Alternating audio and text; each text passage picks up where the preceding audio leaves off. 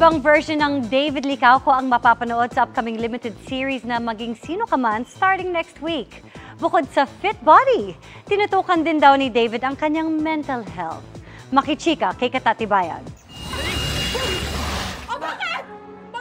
Macho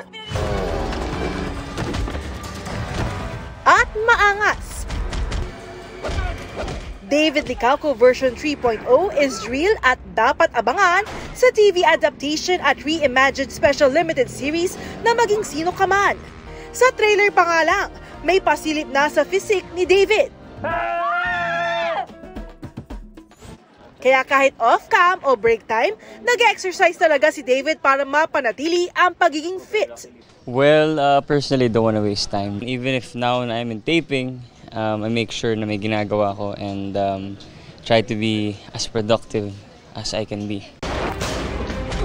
Bukod sa physical health dahil sa iba't ibang stunts and action scenes, top priority rin ni David ang kanyang mental health.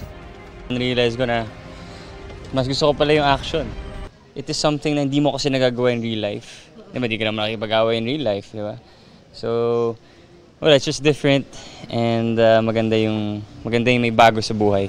Hindi na nga raw niya iniinda ang mga minsang hindi maiiwasang masaktan sa mga action scenes. Minsan, mas-strain yung likod mo kasi takbo ka ng takbo and talon-talon and knee mo minsan medyo mag-stiff the next day. Masakit yung katawan mo the next day. So, yun yung masaya kasi gusto ko yung ganun.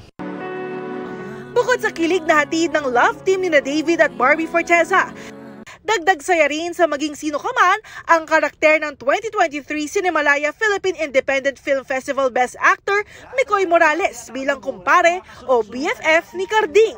Anli bardagulan at hirit ang maabangan kina David at Micoy sa series. Si Carding nakipagbardagulang, ako yung nababardagol. So,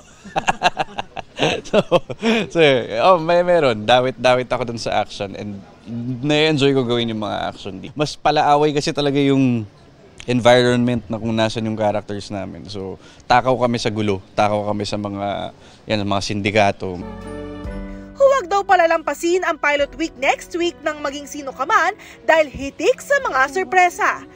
Action-packed yung pilot week and of course, maganda dun si Barbie Forteza and kita naman natin dun sa mga shots sa trailer na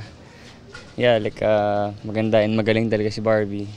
Katatibayan updated sa showbiz happenings. Para sa mas mahabang chikahan, visit and subscribe to GMA Integrated News on YouTube. At para sa mga kapuso natin abroad, samahan nyo kami sa GMA Pinoy TV at www.gmanews.tv.